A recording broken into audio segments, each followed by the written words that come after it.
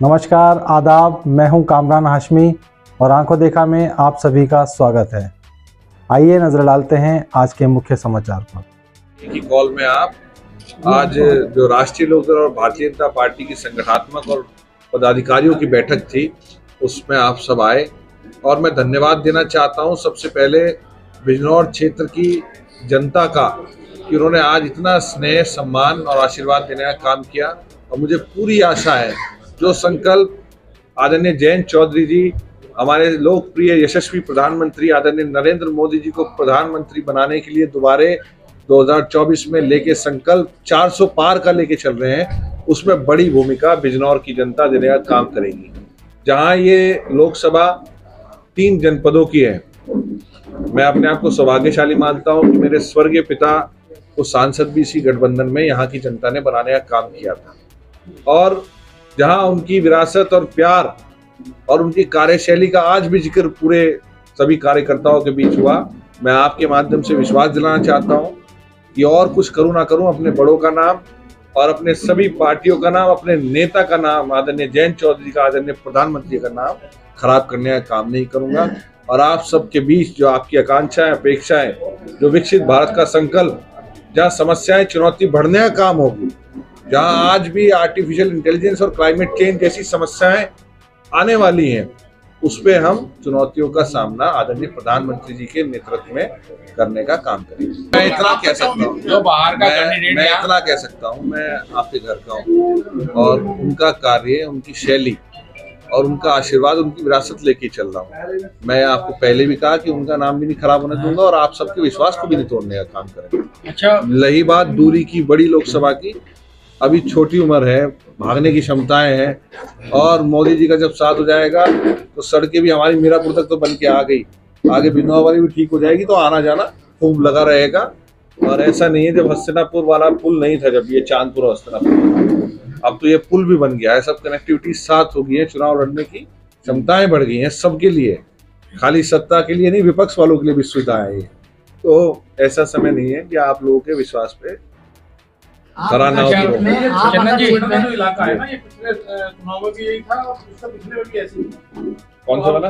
मीरापुर वाला। मीरापुर से का रास्ता है, ये अब जल्द बन जाएगा, इसका शुरू हो चुकी है, एनओसी आ गई, एनओसी हो गई, वर्किंग परमिशन हो गई, गावर पे काम है, ये जानकारी होगा। अच्छा, आप 2 साल के सबसे पहले क्या देंगे बिजनौर को? क्या है जीतने के बाद सबसे पहले हमारा बिजनौर को, जो पुराना संकल्प हमारा था, हमारे पिताजी से मैं सीखता आया, उन्होंने बहुत बड़ी मांग सेंट्रल स्कूल की यहाँ थी, वो तो मिल गया, वो तो हो गया, उसको भी पूरा करने का काम किया। दोहरीकरण की हमारी लाइन की भी थी, वो भी होगी, बस शुरुआत उन्होंने करी थी।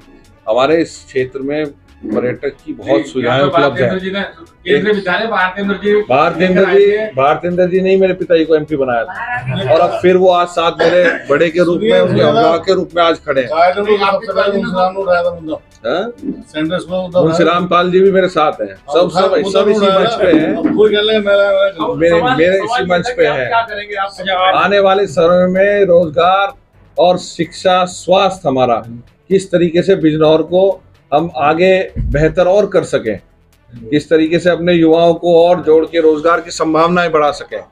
और क्योंकि हैदरपुर वेटलैंड से लेके, क्योंकि जिम कॉर्बेट का बहुत रिच क्षेत्र है हमारा, यहाँ टूरिस्ट स्पॉट बनने की बहुत संभावनाएं हैं और किसानों की खुशहाली की किस तरीके से हम अपने किसानों को खुशहाल रख सकें और बेहतर उनकी जरूरतों को पूरा कर सकें, उस पे काम करने का काम करें।